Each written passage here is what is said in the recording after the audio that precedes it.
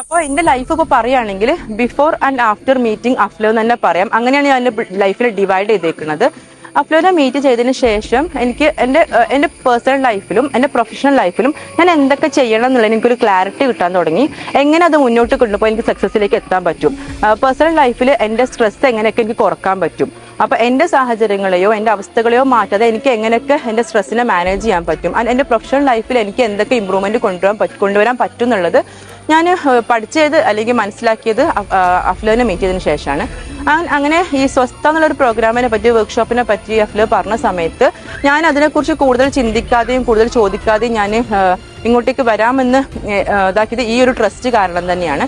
പക്ഷെ വന്ന സമയത്ത് ഞാൻ എന്തുദ്ദേശിച്ചാണോ വന്നത് അതിനേക്കാളും ബെനിഫിറ്റ് ഇപ്പം എനിക്ക് പോകുന്ന സമയത്ത് ഉണ്ട് എന്നുള്ളത് എനിക്ക് 100% ഉറപ്പ് പറയാൻ പറ്റും. അപ്പോൾ അത് ശരിക്കും നമുക്കൊരാൾക്ക് പറഞ്ഞ് മനസ്സിലാക്കി കൊടുക്കുന്നതിനേക്കാൾ നമ്മളത് വന്ന് അനുഭവിച്ച് എന്താ പറയുക, ആ ഒരു ഫീല് നമുക്ക് കിട്ടിയിട്ട് പോവാണ് ഏറ്റവും ബെറ്റർ എന്ന് എനിക്ക് തോന്നുന്നു. അതിലെനിക്ക് പറയാനുള്ള മറ്റൊരു കാര്യം എന്ന് വെച്ചാൽ നമ്മൾ ഓരോ ആളുകൾക്കും എന്താണോ വേണ്ടത്, ഒരു പേഴ്സണൽ കെയർ, ഒരു അറ്റൻഷൻ എവിടെയാണോ നമുക്ക് വേണ്ടത് അത് വേണ്ട സമയത്ത് വേണ്ട പോലെ തരാൻ അഫ്ലോന് പറ്റുന്നുണ്ട്, സ്വസ്ഥക്ക് പറ്റുന്നുണ്ട്. അതിൻ്റെ മാറ്റം, അതിൻ്റെ improvement throughout our life നമുക്ക് കൊണ്ടുപോകാൻ പറ്റുന്ന വിശ്വാസം എനിക്കുണ്ട്. അപ്പോൾ ഇങ്ങനൊരു സ്വസ്ഥ അല്ലെങ്കിൽ പ്രോഗ്രാം വരുമ്പോൾ അറ്റൻഡ് ചെയ്യുക, നമ്മളെ ലൈഫിനെ നമ്മളെ തന്നെ ഇമ്പ്രൂവ് ചെയ്യുക.